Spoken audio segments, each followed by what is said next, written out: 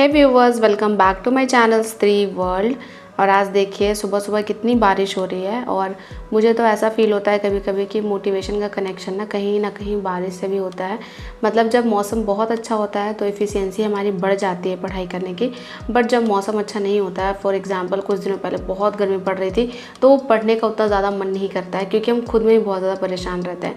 पर जब मौसम अच्छा हो जाता है तो मोटिवेशन भी हाई हो जाता है, एफिशिएंसी भी बढ़ जाती है और हम थोड़ा देर से थकते हैं। अदरवाइज़ गर्मी में तो हम बहुत जल्दी थक जाते हैं और पढ़ाई करने का उतना मन नहीं करता है। पर हाँ, हम चाहे जैसा भी फील करें, कभी कभी हमारे लिए सबसे ज़्यादा इम्पॉर्टेंट पढ़ना होता है। और अभी तो ख़ास करके आपको तो पता ही है कि एग्ज़ामिनेशंस एकदम आने वाले हैं और बहुत सारे एग्ज़ाम्स के फॉर्म भी निकल रहे हैं धीरे धीरे, तो अभी मेहनत बहुत ज़्यादा करनी होगी। और मैं आपको यही सजेस्ट करूँगी कि अपनी आदतें ना जितनी जल्दी बदल लीजिए उतना अच्छा है, क्योंकि हमारा जो मन है ना वो हमेशा हमारा फोकस हमारी बुरी आदतों पर रखता है कि हाँ चलो सो जाते हैं, चलो चाय पी लेते हैं, चलो वर्कआउट नहीं करते हैं। बट ऐसे काम ज़्यादा दिन तक नहीं चलेगा। अगर हमें अपनी लाइफ को एक अलग पर्सपेक्टिव देना है, एक अलग डायरेक्शन में ले जाना है, तो सबसे ज़्यादा इम्पॉर्टेंट ये है कि हम हमारी जो आदतें हैं जो कि बहुत ख़राब हैं, जो कि हमने एकदम बैड हैबिट्स की आदत डाल रखी है और हम उससे जूझ रहे हैं, उसे छुटकारा नहीं पा रहे हैं, उससे हमें पहले बदलना होगा। आपका मन आपसे बहुत सारी बेकार चीज़ें करवा रहा है बहुत सालों से, और उसी का रिज़ल्ट आज ये है कि आज हमारी लाइफ ऐसी है, हमारे पास जॉब नहीं है। बट अब ये हाई टाइम है कि हम ये डिसाइड करें कि हम कितने टाइम तक अपने मन के कंट्रोल में रहना चाहते हैं, या फिर ये डिसाइड करें कि अब हम अपने मन को कंट्रोल में रखना चाहते हैं। ये दोनों बातें ना एकदम ऑपोजिट है। मीन्स कि अगर आप अपने मन के कंट्रोल में रहिएगा तो आपकी लाइफ डायरेक्शन लेस हो जाएगी। कुछ सालों के बाद आपको पता ही नहीं लगेगा कि कहाँ मेरी लाइफ जा रही है और अब मैं आगे क्या करूँ। मीन्स कि आपको अंदर से खालीपन महसूस होगा और बहुत लोगों को अभी भी होता होगा आई थिंक। लेकिन अगर आज से आप अपने मन पर कंट्रोल करना शुरू करते हैं तो कुछ सालों के बाद आपकी लाइफ बहुत अच्छी रहेगी और हम ना वो हर कुछ पा सकते हैं जो हम पाना चाहते हैं, अगर हमारा कंट्रोल हमारे माइंड पर हो तो। स्वामी विवेकानंद भी कहते हैं कि पूरी दुनिया को केवल वही इंसान जीत सकता है जो कि अपने मन को जीत सकता है। ठीक है, हम पूरा कंट्रोल अपने मन के ऊपर नहीं रख सकते हैं, पर धीरे धीरे इसे हमें आदत लगानी होगी। और ये ना एक स्लो प्रोसेस है। मीन्स कि आप ये मत सोचिएगा कि आज मैंने ये सोचा तो आज इसे कर ही लूँगी, तो आपका मन एक दो दिन के लिए तो आपका साथ देगा, बट तीसरे दिन तो ऐसा अपोज करेगा कि आप पढ़ाई भी नहीं कर पाएंगे और आपका सारा प्लान जो है वो फेल हो जाएगा। तो ये एक स्लो प्रोसेस है। किसी भी चीज़ को अचानक से हम लोग नहीं बदल सकते हैं। जैसे हम लोग सालों से मन के कंट्रोल में हैं, तो मन की वो आदत बन गई है और उस आदत को हम हटा सकते हैं स्लोली स्लोली, एकदम धीरे धीरे। जैसे मैं आपको अपने एक्सरसाइज रूटीन से आपको एग्जांपल देकर बताती हूँ। जब मुझे फर्स्ट डे एक्सरसाइज करना था तो मैंने बहुत ईजी एकदम बिगिनर फ्रेंडली कार्डियो किया था जो कि 15 मिनट का था। नेक्स्ट डे मैंने रिलैक्स किया। थर्ड डे मैंने फिर एक्सरसाइज किया 15 मिनट का ही। फोर्थ डे मैंने रिलैक्स किया और एकदम स्लोली स्लोली अपने मन को कंट्रोल में करना शुरू किया। और बहुत ज़्यादा टाइम नहीं लगा, मीन्स के 20 डेज़ हुए हैं और 20 डेज़ में अब मेरा मन जो है जैसे ही 9 बजते हैं, काम वाम ख़त्म हो जाता है, तो वो रेडी हो जाता है एक्सरसाइज करने के लिए और खुद डायरेक्शन देने लग जाता है कि चलो एक्सरसाइज करो, एक्सरसाइज करने से बहुत मज़ा आएगा। तो बस यही सारी चीज़ें आपके साथ भी होती होंगी। आप अगर पढ़ाई का रूटीन बना रहे हैं तो पहले दिन ही 10 घंटे का, 12 घंटे का या 8 घंटे का मत बनाइए। फर्स्ट डे केवल इतना रखिए कि आपको 1 घंटे पढ़ना है और 1 घंटे बहुत ज़्यादा कॉन्सेंट्रेशन से 1 घंटे पढ़िए। दूसरे दिन 1 घंटे 15 मिनट पढ़िए। तीसरे दिन 1.5 घंटे पढ़िए। फिर धीरे धीरे करके हाफ ऑफ आवर इंक्रीज़ करिए और फिर देखिएगा कि 10 दिन के बाद या 1 वीक के बाद आपका माइंड आपको खुद बोलेगा कि चलो पढ़ाई करते हैं। पढ़ाई नहीं करने से कुछ अच्छा फील नहीं हो रहा है। एक्चुअली हमारे लिए क्या सही है और क्या गलत है ये हमारा दिमाग खुद नहीं जानता है। जब हम सही चीज़ें करते हैं ना तो अपने दिमाग को हम बताते हैं कि रियल प्लेजर इस चीज़ में है, इन सब चीज़ों को करने से है।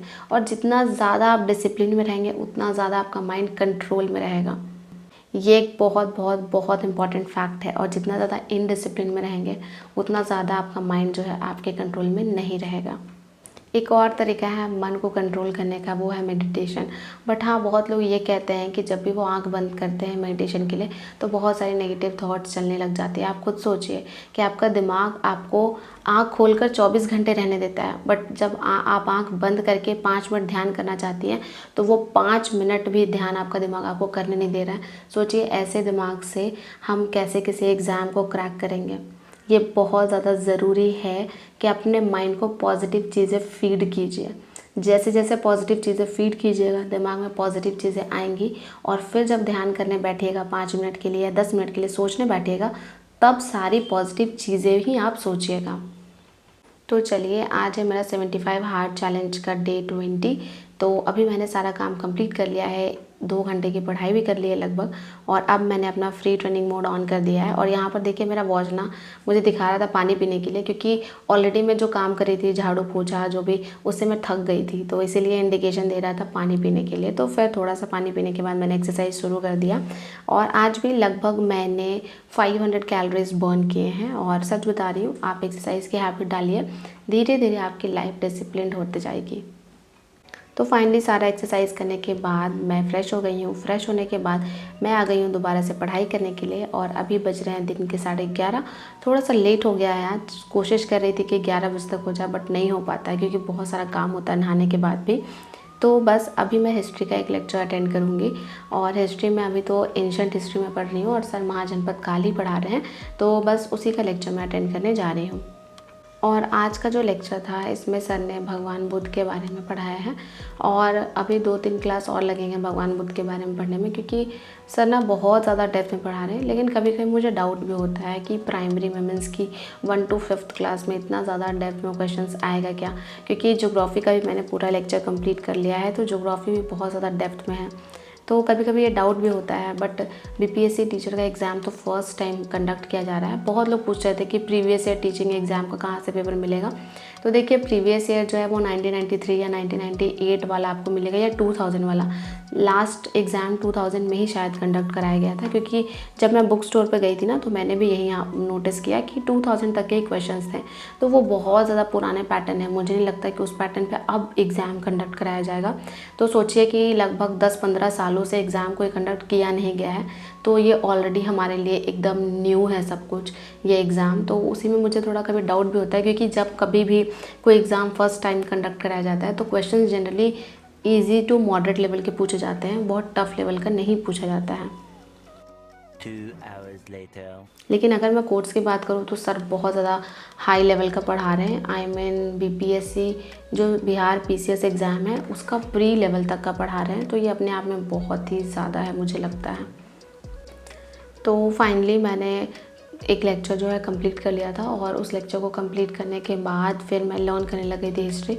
और मैंने तो आपको बताया ही था कि ज्योग्राफी का भी मैंने कंप्लीट कर लिया था सारा सिलेबस, और उसके नोट्स बना लिए थे। तो मॉर्निंग आवर में ना मैं वही रिवीजन कर रही थी, उससे ही लर्न कर रही थी।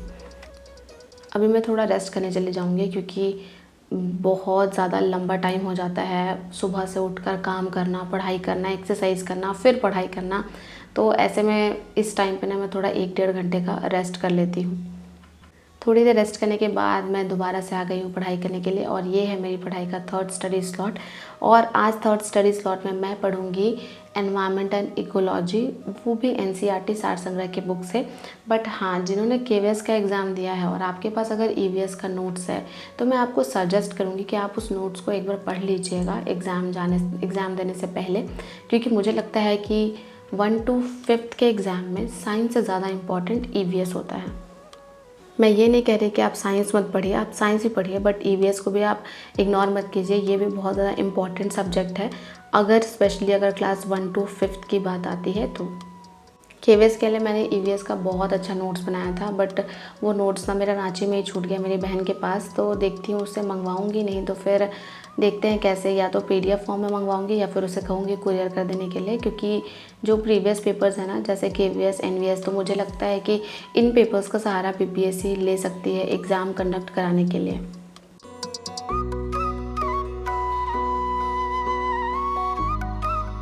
2 hours later.